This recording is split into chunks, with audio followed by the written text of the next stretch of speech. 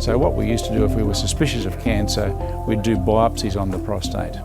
And this was unusual in the context of all other cancers because we have been unable, prior to the MRI, to take pictures, good pictures of the prostate and image it accurately.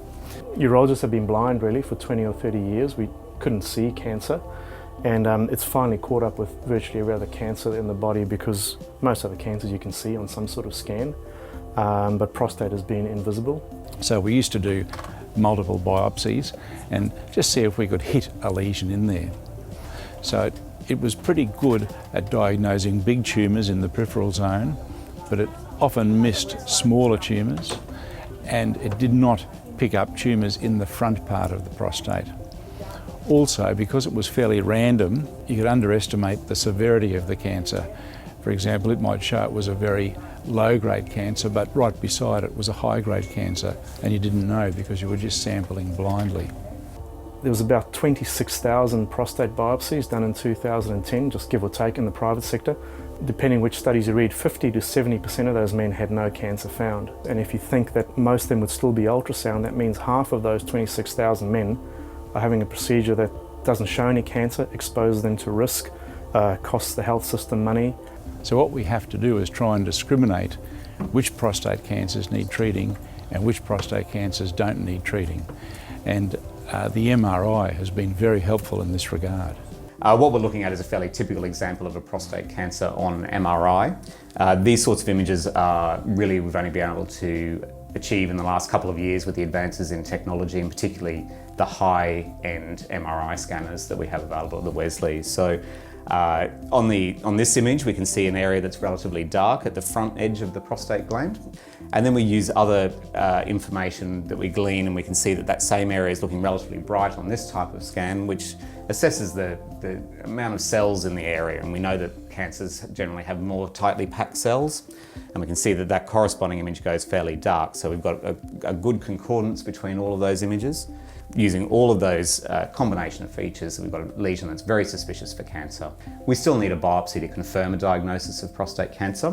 What we think is one of the best ways to go ahead is to perform an MR-guided biopsy where we put the patient back in the MRI scanner and using the MR to direct us straight to that area, we just put a couple of biopsy needles into that area and confirm the diagnosis.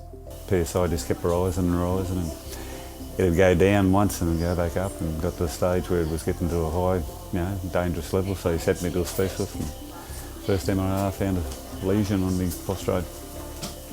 At the moment, the MRIs of the prostate and the MRI biopsy are not rebatable or refunded by Medicare, so patients pay out of pocket.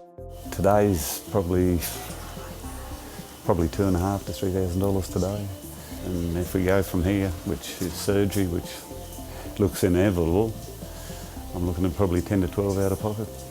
At least I got a chance this way, but makes it very hard because like the average person, unless you've got a few dollars in your back pocket, you're in trouble.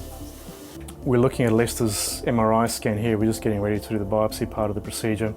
You can see already on this middle image there's a large black lesion at the front of his prostate.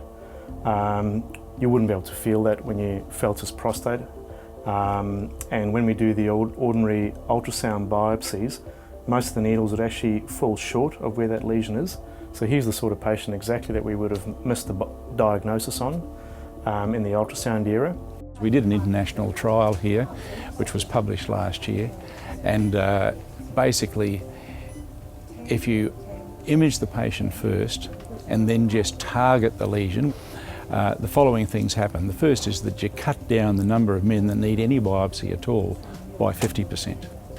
The second thing is that you reduce the diagnosis of the very low risk cancer or non-life-threatening cancer by 90%. So you don't find that, which is great because then people don't get unnecessary treatment.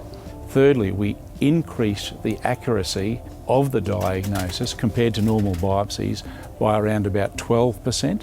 And fourthly, the number of needles required to diagnose a particular prostate cancer fell by 90%.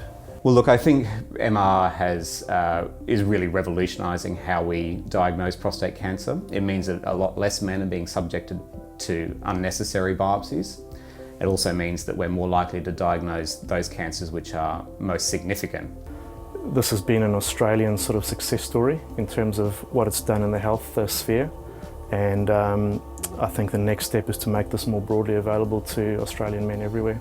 MRI of the prostate is a generational change. For the first time we've been able to actually see the organ we're dealing with, and it's great for the patients because a lot of them don't even need biopsies, and the ones that do need biopsies, you know where to go for these biopsies, and so it makes it much more accurate in planning management.